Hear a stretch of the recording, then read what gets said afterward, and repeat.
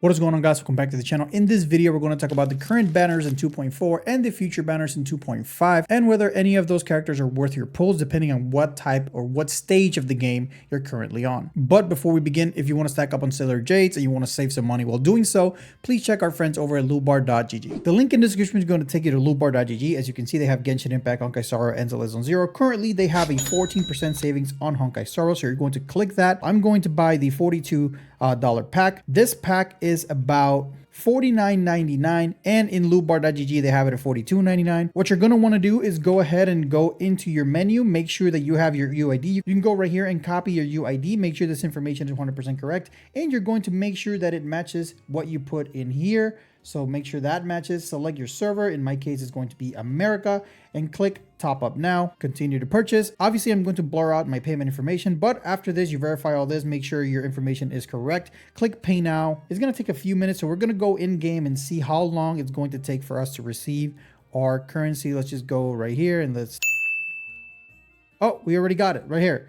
3,080 right there. We already got it. It didn't even take 30 seconds. Now I can summon for my sparkle light cone. Check our friends over at lootbar.gg, link in the description below. We have quite a lot of characters to discuss, so let's go ahead and start with the current banners. Jiaoqiu is a very strong character that, despite catching a lot of hate, a lot of doom posting in his beta changes, you know, when they removed his healing and all that, he is still the strongest debuffer in the game, and this is by quite a large margin. In teams that rely on ultimate damage or debuffing like Acheron, Dr. Ratio, Argenti, or Yun Li, just to name a few, he is pretty much irreplaceable, best in slot when you are following a traditional hyper carry setup. Now, doom posters were saying that he is at best a side grade Tapella, and they could not have been further away from the truth. For ultimate oriented teams, he provides a 50% damage increase just straight up with his vulnerability, which also has a 100% uptime active throughout the entire fight. Like you never run out of that 50% extra damage. For context, there is no other character in the game that can provide so much damage amplification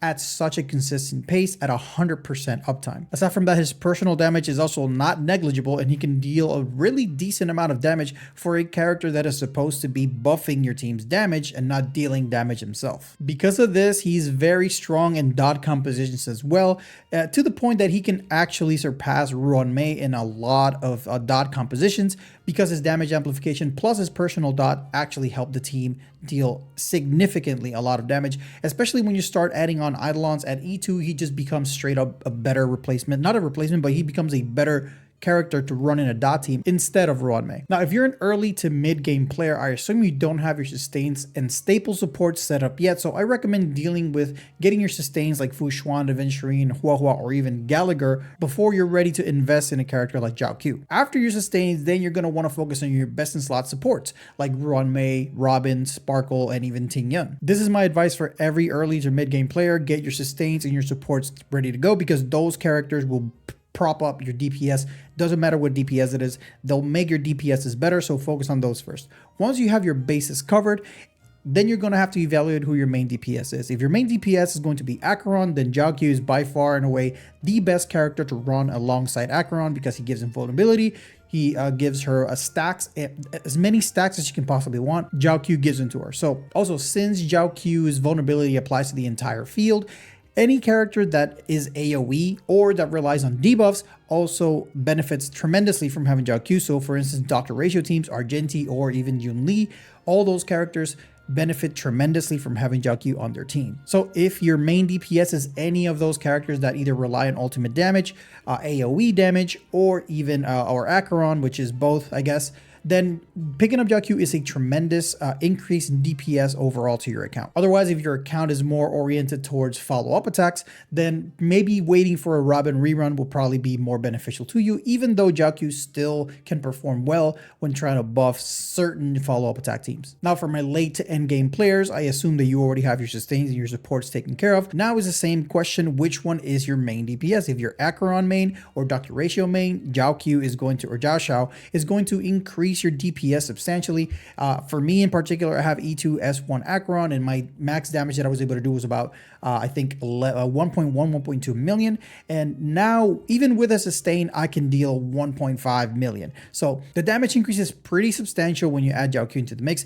aside from my Acheron specifically, just dishing out way more ultimates per cycle. Also, if you have been running Pela and you feel like Pela isn't enough to get you to the other side and you're an in-game player, then Jiaoqiu is also a very, very strong option. Jiaoqiu currently replaces Pela on every single team she's on currently, with the exception of the Jingliu team, because the Ice resistance that the Ice resist shred that Pela has on her skill is pretty strong when it comes to single target damage. So that's the only exception to Jiaoqiu and Pela. Everywhere else, Jiaoqiu is just better. So if you are looking to upgrade any team that Pela is currently on, then Jiaoqiu is probably a very good option for you. All in all, I'm going to give Jiaoqiu a summon score of 7 out of 10 because he is a very good pickup in any state of the game that you're currently on, given that you have the certain amount of the DPS characters that you're trying to buff. Like I said, Yunli, Argenti, Acheron, Jade, Dr. Ratio, all of those characters, they're going to be future erudition characters that are going to come out that are going to benefit a lot from having Jiaoqiu on the team. And the last thing I want to mention about Jiaoqiu is that his light cone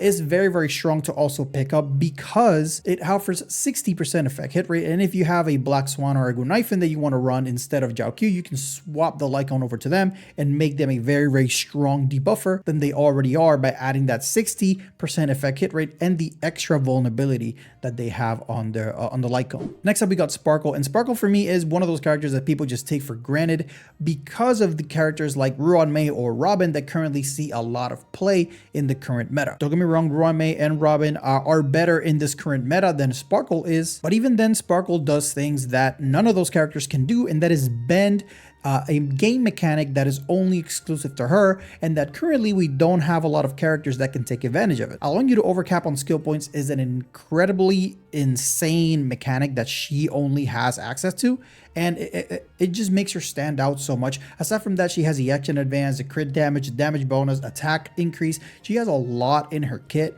and that is just her kit by herself. If you add her light cone, she also adds crit rate on top of that. So she's just a complete support unit. Contrary to popular belief, she also buffs the entire team and not only the one character you choose to do your skill on.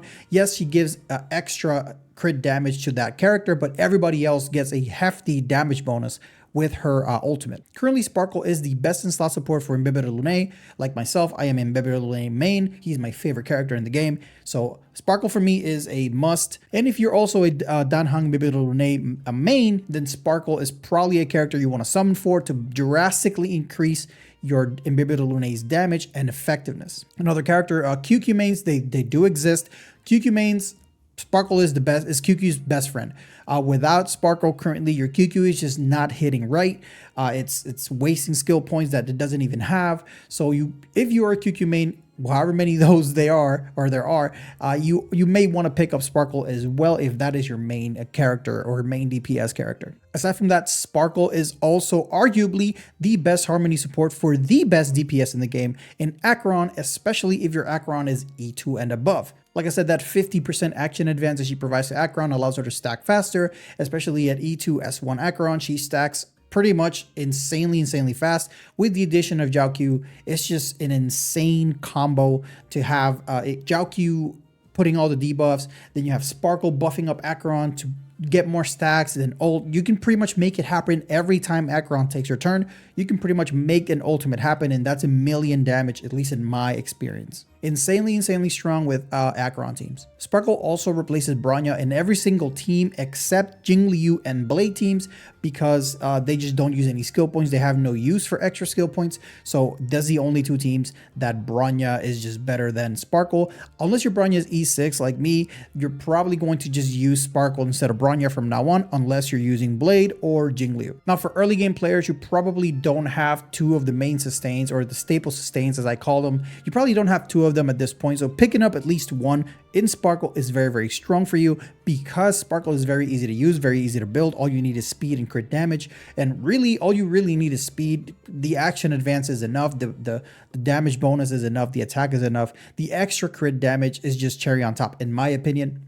because she works similarly to Bronya, she also works with pretty much every single DPS in the game.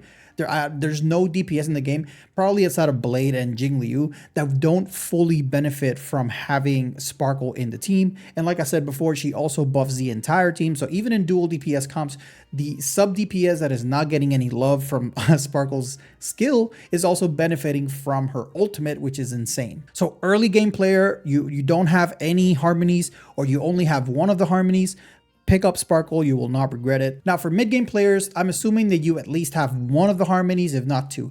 Even if you have two of the best harmonies, let's say you have Ruan-Mei and Robin, I still recommend picking up Sparkle, because Sparkle, like I said, has that overcapping on skill points mechanic that some characters in the future, not only Dan Hong and Bibita Lune, there's going to be other characters in the future that are going to rely heavily on skill points, and she is going to enable those guys to just go crazy without concerning themselves with how many skill points they use. So she is a great pickup. Even at mid game, she is a straight good pickup. Like I mentioned before, the staple supports are Ruan-Mei first, Robin second because of the current meta, and then Sparkle third. The only exception of that is if your main is Danhong and Bibita Lune or QQ, then you might want to swap Robin with Sparkle. So you would get Ruan-Mei first, she's the most broken character in the game. Then you have Sparkle and then Robin, or you can swap Robin and Sparkle however you see fit. Because of the current meta, which is follow-up oriented, Robin is definitely better at this point in current time. But in the future, with more characters, when more characters release that use skill points, I think Sparkle is going to just continue to get better and better and better. Now for my late game players, if you are in the late game or the end game and you don't currently have Sparkle, odds are you either don't want her or don't need her. And in either case, you should skip because you don't want her or need her. However, I do want to make you consider that there's other characters that are going to come out that are going to need skill points, that are going to be hard to use with the current supports that we have, because Robin is not the most skill point friendly character. The only one that's everything is pretty much Ruan-Mei, but Ruan-Mei can only be on one team. That's probably going to be your break team. So if you need another skill point friendly harmony character, then Sparkle is pretty much your best bet.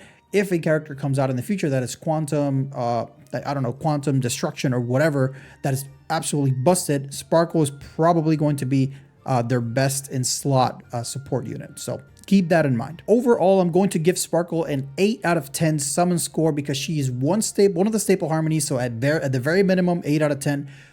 Staple harmonies, Ruan-Mei, Robin, Sparkle, all of those just deserve to be on everybody's account because they're just so strong and so versatile. You can use them pretty much on any DPS comp you want. Very, very strong to have in your account. Always recommend getting those. All right, now for the meat and taters. People are not going to like me for this one because we're going to talk about FeiXiao now. Personally, I have tested FeiXiao extensively with Topaz, Mosey, March, no Topaz or Mosey or March, just in regular hyper carry. I've tested her in however which way you can imagine. And she is a very, very strong character and also a very fun character to use, especially since she's part of the follow-up meta, which is the current, pretty much the second best meta in the game, I guess. But I did find two main issues with FeiXiao. The first one being that her light cone seems to be one of those things that is attached to her hip. No other light cone really performed that well, in my opinion.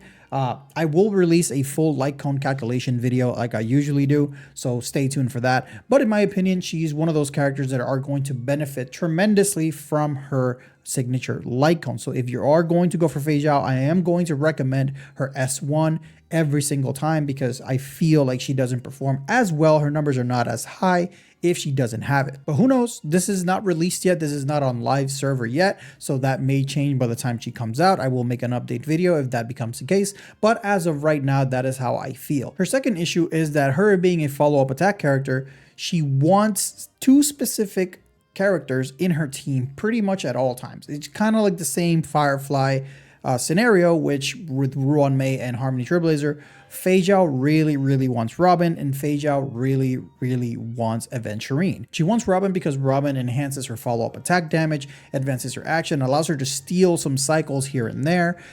Overall, a very strong harmony support for FeiXiao, especially since she is a follow-up attack character, and Aventurine is the single character that provides the most stacks for FeiXiao because enemies now in the coming MOCs are going to be hitting everybody and fast. So Aventurine is going to, one, keep their whole team alive, and second, keep firing off those follow-up attacks that enable FeiXiao to stack quicker. The other thing is that the secondary DPS, because since she wants her teammates to fire follow-up attacks, you need not only teammates that fire follow-up attacks, she wants teammates that follow-up attack very consistently, very rapidly, every turn, 3 or 4 follow-up attacks. That's what she wants. There's only a few in the game that can do this. Jade is one of them. E1 Jade is one of them. But the top 3 main ones that we're going to be discussing is going to be Topaz, Mosey or Moza, whatever you want to call it, and Hunt March. All 3 of these characters allow for a lot of follow-up attacks and also buff FeiXiao's damage via vulnerability debuffs, which is perfect for her. She gets all the stacks that she can want and also gets her damage amplified via vulnerabilities or damage increases in the case of Hunt March. So this slot right here is not really a problem because you have a free-to-play option that we are going to get E6 for free, which is Hunt March. A lot of people are just going to opt for that. Then in her own banner, she has Moza. So if you get an E2 Moza while going for FeiXiao, then you can run Moza and you don't have to summon for Topaz. And if you already have Topaz, then you can just run that. However, the best light cone option for all of those 3 characters is going to be Topaz's light cone. So if you have Moza or Hunt March, and you don't want to go for Topaz, you may want to pick up a copy of her light cone so you can use them on Moza and on Hunt March. That is going to drastically increase the damage that your FeiXiao is doing, by the way. Needless to say, you have a lot of options, or at least a few options for your sub DPS slot. Where she doesn't have a lot of options is in her Harmony slot, because Robin is de facto her best in slot, quickly followed by Bronya, but only if she is E4, because E4 Bronya fires off a follow-up attack if the enemy is weak to wind. So essentially your Aventurine basic attack gets you a skill point and also gets you 2 stacks, because you get the stack from Aventurine's basic and then you get the stack of Bronya's follow-up attack. Before E4, I really wouldn't recommend Bronya, even if she is E1 S1, because the skill point management is a little bit too much for the payout, and it doesn't really work out that well in my opinion. I have tested this before. My plan was to run my E6 Bronya with FeiXiao, but I don't know. I'm kind of like having second thoughts about that myself. So the good thing is that if you are in the market for a Robin, she may be rerunning in 2.5 as well, but we're going to have to save that for another video after the live stream, just to confirm who are going to be the rerun units. You could run Sparkle with your FeiXiao, of course you can. However, it's not going to be as good as running either Bronya or Robin. Of course, she is a crit DPS, so you could run Sparkle as well, but Sparkle doesn't really attack, so that you don't get any stacks from it. So in that sense, running Ruan Mei would probably be better, because you do your skill, and then after that you can just do basic attacks until you get your skill again or your ult again, and then you can at least get a few stacks that way. But Sparkle never uses the basic attack, and her ult and skill don't trigger any attacks as well. So Sparkle, not the best in my personal opinion when it comes to FeiXiao. Now in the sustain category, she wants Aventurine 100% of the time because of his follow-up attack frequency. And then you may be asking about Lingsha, which we're going to talk about next. She also offers follow-up attacks, but not at the same rate and not at the same frequency that Aventurine does, which means that you pretty much have like a Huahua that sometimes gets a stack or 2, which in my opinion, if you have Aventurine, or if you can summon for Aventurine, then just go for Aventurine if you're going to go for a FeiXiao composition. Another character that you may want to run is going to be Gallagher with the multiplication light cone, because you are able to get a lot of attacks that way, but it's not the same amount as Aventurine. And then Aventurine gives you obviously the crit damage buff as well. So in my opinion, if you don't have either Robin or Aventurine, if you don't have one of those 2, then FeiXiao is just not going to slap. It's not going to feel as good. So I don't know. You do with that information what you want. You may want to wait until she's out and people are testing it a lot more than I'd have, so you can make your decision. But that is just my personal opinion. And then the final thing with FeiXiao is that she is very, very reliant on critting. She's kind of like Dr. Ratio in that sense, that if you miss one of the crits in your ultimate, then your damage just falls off tremendously. It feels really, really, really bad when you do a FeiXiao ultimate and you only slap for about 110k or 180k when you've been stacking those things. Like, you need 12 attacks to fire off one ultimate, you know, and then you fire it off and then it just hits for like 150k. This may sound a little spoiled, you know, but I don't know, it doesn't feel good. It doesn't feel good at all. For reference, my pre-farm build for my FeiXiao is at 90% crit rate and like 150 something crit damage. I'll put it on the screen. It's currently on my Yunli. And even a 90% crit rate, I don't think it's enough. I want more. I want to get as close to 100 as I can. So we'll see what I do. Overall, if you're early to mid game, if you don't have Robin and Adventurine or one of the two, I recommend to skip and get those pieces first before committing to this DPS character. So if you don't have either Robin or Adventurine, I recommend just getting one of them or getting both before getting FeiXiao. FeiXiao is going to rerun before the end of the year, I presume. So just wait until you have a better account, until your supports and your sustains are set up, and then go for FeiXiao once you're more ready for it. But at early game without those characters, it's just not worth it. You're not gonna slap, like it's just the damage is gonna disappoint you so much. You're gonna get discouraged. It's just going to be bad. Unless you really like her. If you really like her, then go ahead by all means. On the other side, if you are a early game player and you have Robin and Adventurine or both or either, then yeah, she's a fantastic pickup because you get Mosey when you're summoning for her. You get Hunt March for free. So you already have 3 out of the 4 characters you need in the game. You can replace one of the 2, but you can't replace both at the same time because the team is just not going to feel as good. So, and then this also applies to mid-game players.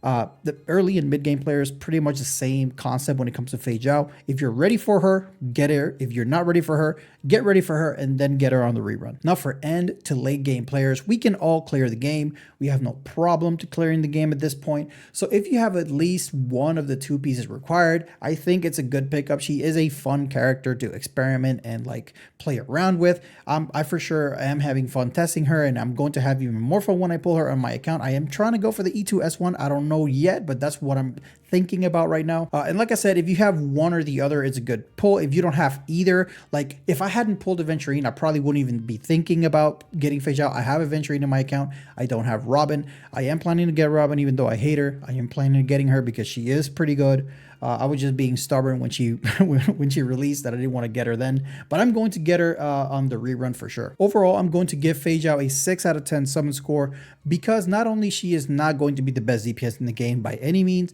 she's also not going to be the best single target DPS in the game because we have Boot Hill, you know. And you know, people are gonna go crazy in the comments. Oh my god, blah blah blah. Boot Hill is just insane. Single target. I've seen this man one shot Hule. And Hule had like what, 2.4 million HP at the time? Like what? Who does that? Only Boot Hill. She's not the best DPS in the game. She's not the best single target DPS in the game. So I can't really justify giving her a higher score than 6. She does have one of the best animation ultimates in the game. We're going to see them on Friday. She has one of the best animations in the game, I guarantee that. But aside from that, you know, she's a cool character. She does a little bit of damage. Not the best, not the worst, obviously. So yeah, my score, 6 out of 10 on the sum score. All right, last but not least, we have Lingsha. And in my honest opinion, she is not looking too hot. And let me explain why. If you are in the market for a sustain, we have reached a point in the game where only sustaining is not good enough. You need to be able to provide something extra to the team aside from keeping them alive. An example of this is Adventurine. He provides shields to keep the team alive, but he also provides crit damage increase via a vulnerability. Now we also have Jiaoqiu, which not only keeps the team alive, offers really reliable cleanses, offers energy battery, which is one of the most broken abilities in the game, and also offers attack. We also have Fushuan, which makes your team tankier, keeps your team alive, absorbs all the damage or most of the damage from the team, and then heals it off. Aside from that, gives you crit rate, which is very rare in the game. Like not a lot of characters give crit rate to the rest of the team. So all these characters are bringing something to the table. Oh, I forgot. Gallagher. Gallagher is pretty much a worse version of Lingsha, but he's free. You know, they're the same type, they're the same path. They release pretty close to each other, if you ask me. They serve pretty much the same purpose on the team, and he's just slightly worse than her. So, and the thing is, we are not arguing about sustaining because none of these characters actually suffer or struggle sustaining a team. We are trying to evaluate the sustain unit as a more utilitarian kind of unit, not totalitarian. Utilitarian, like utility. What kind of utility does the sustain have aside from keeping the team alive? And currently, none of the meta sustains have any issues keeping the team alive. So why would you pull Lingsha? Like if you're concerned about follow-up attacks or increasing follow-up attack frequencies, then Adventurine does it better. He also keeps the team alive just as well as her. So Yeah, Aventurine does better in follow-up attack teams. If you are concerned with your team being cleansed from debuffs and healing, Huahua does cleansing better than Lingsha, also provides energy, which is more applicable to pretty much everybody on the game except for 2 characters. It's one of the most broken abilities in the game, so if you're concerned about cleansing and battering and energy, Huahua can do it, Lingsha can't. Now, if your concern is crit rate or making the team tankier, then Fu Xuan can do that, Lingsha cannot. And if you're concerned with break teams or improving your break team, Gallagher does a fantastic, exceptional job already. So you don't have to pull another character from the same type, from the same path, that pretty much does the exact same thing, when you can just pull her light cone, put it on Gallagher, and pretty much have a budget Lingsha, pretty much one-to-one what Lingsha does, except for the follow-ups. So in good conscience, I cannot recommend pulling Lingsha if you already have invested in your Gallagher. Instead, I recommend you to pull Lingsha's light cone like I'm gonna do, and then bring the light cone over to Gallagher and then just keep using your Gallagher. Also, another big point, in the main team that Lingsha is going to be used in, which is the super break or break team, we have Ruanmei and Jiaoqiu now. With the release of Jiaoqiu, for example, sustainless comps are very, very easy to manage because Jiaoqiu is a fantastic breaker for fire. So I just don't see the value. Like, I really wanted Lingsha to have some sort of break efficiency increase in her ultimate or in her skill or in her bunny, wherever that she can provide that to the team, and that way you can combine hers with Ruanmei and then make your break team like pretty much explode in damage. But they didn't give her that, so I really can't justify recommending to spend Jades, hard-earned Jades, especially for free-to-play players. I can't recommend it if you already have a Gallagher. I'd rather you pull the light cone, put it on Gallagher, and then that be it. My pro recommendation for Lingsha is the same for all 3, early, mid, or late game.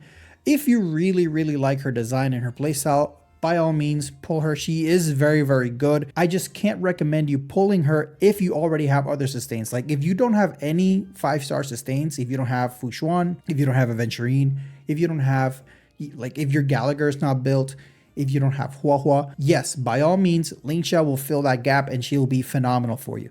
If you already have 1 or 2 of these sustained characters already built and ready to go on your teams, there is no other reason to pull Lingsha aside that you like her design. There's a mosquito. The story changes a little bit if you're a spender. If you're a spender, her Eidolons are insane. Her Eidolons are crazy. With Eidolons, I think she is better than Gallagher. I think she's better than Huahua, I think, in break teams for sure. She gives defense reduction. She, at least in E1, she gives defense reduction on break on enemies, which is insane. So especially for Firefly with the new set, and if you put her on the new set as well, she's going to explode. She's going to be insane. But only if you're getting Eidolon. If you're gonna go E0S1 or God forbid E0S0, I cannot, like, please save your Jades. Don't do it. If you're not in love with this character, just don't pull for her. She's just not worth it if you have Gallagher already. And everybody should, because she's free. So just build them up. Overall, I'm going to give Lingsha a 4 out of 10 summon score because, like I said, her best niche is going to be the break team. And if you already have Gallagher, like, same path, same element, you can just get her light cone, put it on him, and then pretty much close the gap between Gallagher and Lingsha, and then call it a day. You spend less Jades, you don't have to spend resources on a new character, and you pretty much get the same exact thing. Like, it's really not, you know, I just can't justify it. So unless you're in love with Lingsha, again, I'm gonna keep repeating, unless you're in love with Lingsha, don't summon for her if you already have Gallagher already built and ready to go. That's going to be my analysis for 2.4, 2.5 limited 5-star characters. I am going to make a new video for the reruns when those drop, so stay tuned for that. And until next time, guys, see ya.